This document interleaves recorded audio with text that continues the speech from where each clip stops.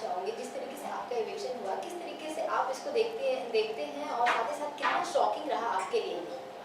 Actually थोड़ा सा shocking था क्योंकि इस बार एविक्शन घर वालों के हाथ में दिया था, जनता के हाथ में नहीं दिया था और थोड़ा सा अनफेयर भी लगा।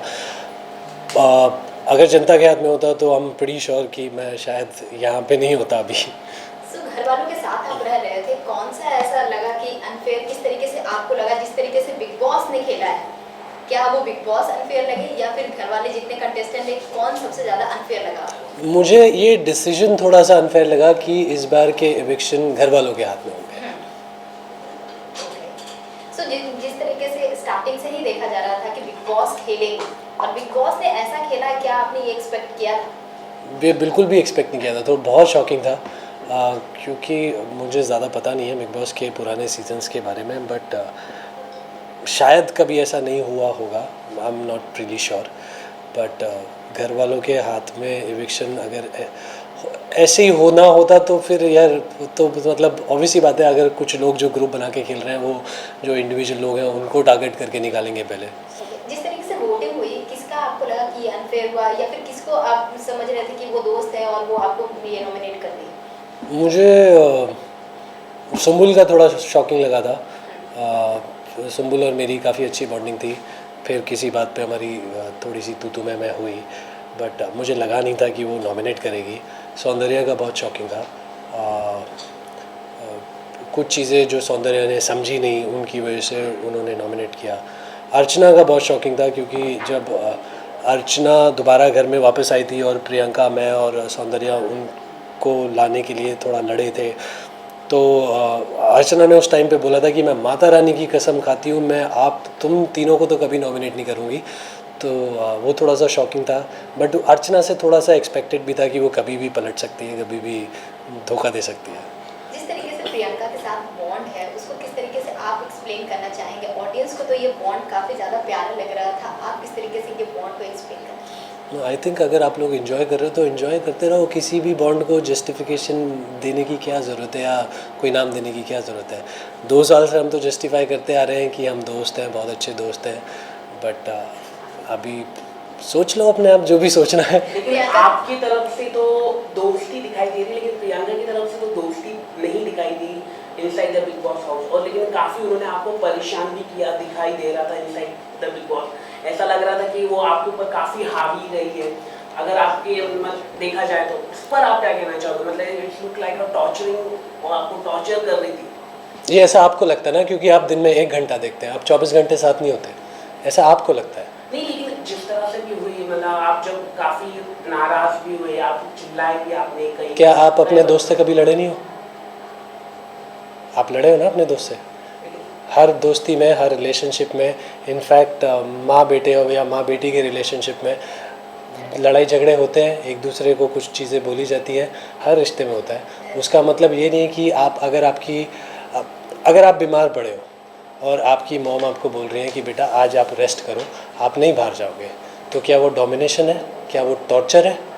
वो केयर है। अगर आपके ही फ्रेंड साजिद सर, कि उन्होंने भी आपको कई बार बोला कि she do over the board, आपके सामने खुद उन्होंने बोला, उस पर मतलब घर के लोग खुद कह रहे, मैं तो चलो 24 आवर्स में नहीं था, मैं तो सिर्फ 1 घंटे का एपिसोड देखता हूँ, लेकिन वो 24 आवर्स के अंदर जो साजिद हो, शीन हो, हर कोई जो घर के लोग हैं, अर्चना, वो भी कई सारे लोग बोलते थे कि she is going over the board. अगर उन लोगों को हमारी दोस्ती इतनी समझ आती तो वो प्रियंका से डर के अपनी मंडली को पलटन नहीं बनाते और हम दोनों को टारगेट नहीं करते, क्योंकि उन लोगों को दिख रहा था कि हम दोनों एक दूसरे के कितने बड़े सपोर्टर्स हैं और एक दूसरे के लिए पिलर्स हैं।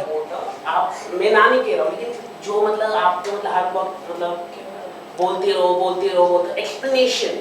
देखो क्या होता है, जिन लोगों की दोस्ती फ़ायदे के लिए होती है उन लोगों को दूसरों की दोस्ती समझ नहीं आएगी। मैं जानना चाहूँगी बेस्ट मोमेंट क्या कुछ रहा है प्रियंका के साथ आपका? बेस्ट मोमेंट जब घर से चिट्ठी आने वाला टास्क था और प्रियंका को वो चिट्ठी पढ़ने का मौका नहीं मिला था और मैंने उसके लिए एक ऐसी चिट्ठी पढ़ी थी, तो आई थिंक वो बेस्ट मोमेंट था। प्रियंका के अलावा और किसे आप ये ट्रस्ट करते थे और हमेशा उनके साथ बॉन्ड बनाकर रखना चाहेंगे? साजिद सर, उन्होंने हमेशा मुझे सपोर्ट किया है और मुझसे भी जितना बन पड़ा मैंने किया उनके लिए। और हमारी दोस्ती जो भी हुई वो किसी गेम की वजह से नहीं हुई, वो दोनों के पर्सनल इंटरेस्ट की वजह से हुई। उनको भी सिनेमा बहुत पसंद है, मुझे भी सिनेमा बहुत पसंद है, तो हमारी बातें भी ऐसी सिनेमा से ही शुरू हुई। एंड प्रियंका के अलावा सिर्फ साजिद सर हैं जिनके साथ मैं घर के बाहर भी दोस्ती रखना चाहूँगा। घर में सबसे ज़्यादा स्ट्रॉन्गेस्ट प्लेयर कौन लग रहे हैं? प्रियंका। प्रियंका के अलावा अगर बात की जाए तो गुरु के बाद कौन लग रहा है? मैं कैसे बोलूँ कि उसके अलावा कौन स्ट्रॉन्ग प्लेयर है? सब तो ग्रुप में खेल रहे हैं, ग्रुप में किसकी इंडिविजुअलिटी निकल के आएगी, किसकी पर्सनैलिटी निकल के आएगी? एक इंसान नहीं है घर में जो ग्रुप में नहीं खेल रहा। 6 लोगों की मंडली थी, उसमें से मैं और प्रियंका अलग थे, सौंदर्या, अर्चना वो लोग अलग थे, लेकिन हम दोनों को टारगेट करने के लिए वो भी मंडली में जाके मिल गए और पलटन बनाई। तो आप किसको स्ट्रॉन्ग बोलोगे? आपके एलिमिनेशन के बाद प्रियंका का क्या कुछ होगा टेक, या फिर किस तरीके से उनका गेम देखते हैं? कहीं ना कहीं वो वीक होते नजर आएगा या फिर और स्ट्रॉन्ग बन जाएगी? आपका क्या कुछ इसमें? मुझे लगता है कि अब प्रियंका बहुत और ज़्यादा स्ट्रॉन्ग होगी, क्योंकि वो अब घायल शेरनी बन गई है और पूरे घर को सर पे उठा लेगी और उसको पूरे घर वाले मिल के संभाल नहीं पाएंगे। क्योंकि आपकी जो मंडली की अगर हम बात करें, शिव ठाकरे हो या निमृत हो, निमृत कहीं ना कहीं क्या लग रहा है आपको, क्या ये गेम के लिए साजिद सर को, क्योंकि जहाँ पे उन्होंने आप कह रहे कि साजिद आपके दोस्त थे, लेकिन साजिद और निमृत का जो एक टास्क था जहाँ पर आप लगातार आपने उनको नॉमिनेट कहा भी कि निमृत इस तरह से गलत कर रही कि साजिद सर को रोक दे, लेकिन वो दोनों के प्लान था, वो अगर आप जानते हो भगवान का नाम लेके जो कुछ लिया था उन्होंने, वो सब प्लान था।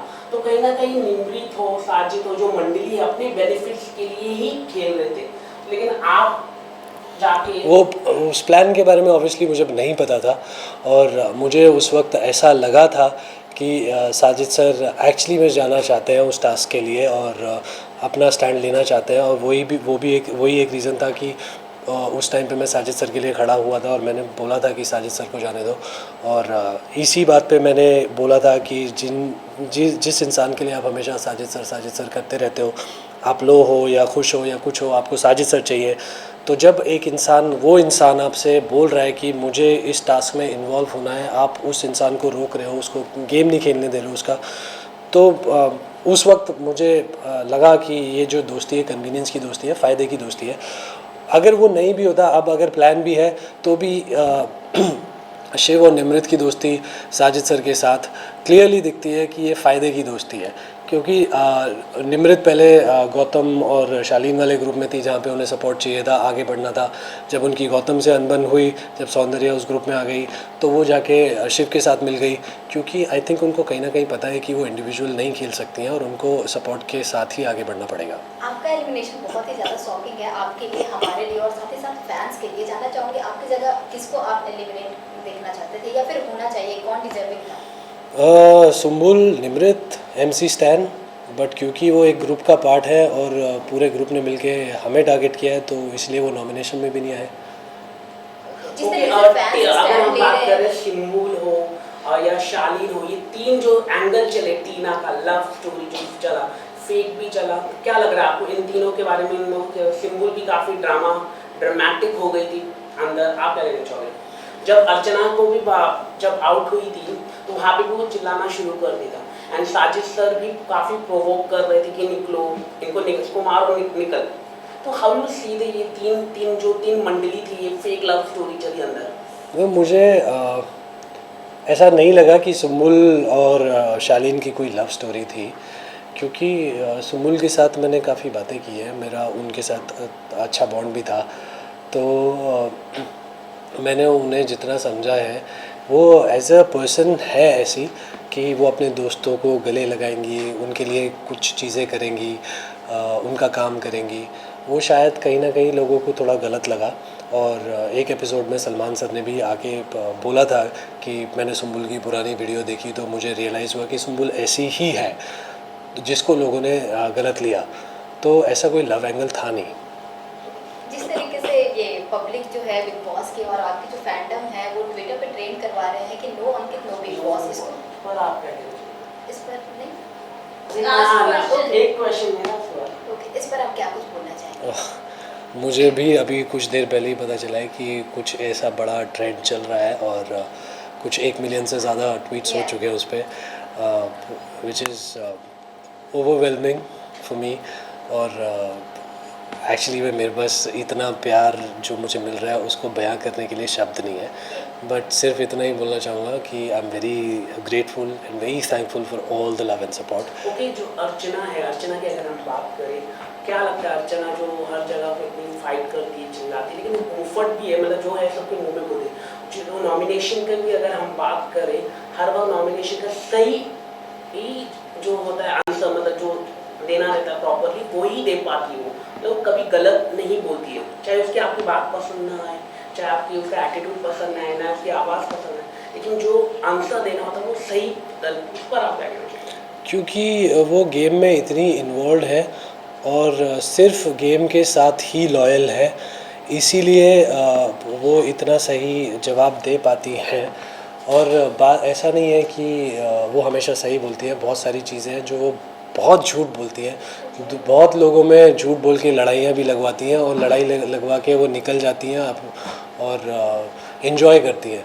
Okay, Okay, thank you. एक आखिरी सवाल, जो मंडली थी जो बार बार साजिद सर को, साजिद सर के लिए मतलब बार बार जो भी गलत नहीं होता है वो बोलते थे, देखो एक जो पर्सन है अर्चना ने ही मतलब आवाज़ उठाई थी कि हाँ ये मंडली है, ये क्या लगता है कि इतने क्यों दबे हुए थे बिग बॉस के जो कंटेस्टेंट, इतने क्यों दबे हुए थे कि साजिद के खिलाफ बोलना, मतलब पहली बात तो ऐसा इंडस्ट्री की वजह से नहीं, पहली बात तो ऐसा नहीं है कि सिर्फ अर्चना ने आवाज़ उठाई थी, प्रियंका ने उन्हें बहुत बार बोला है, प्रियंका ने उन्हें बहुत बार बोला है। कुछ टाइम मैंने भी उन्हें जाके बोला है सर यहाँ पे आप गलत थे, इसमें मैं आपको सपोर्ट नहीं करता, दोस्ती अपनी जगह है। और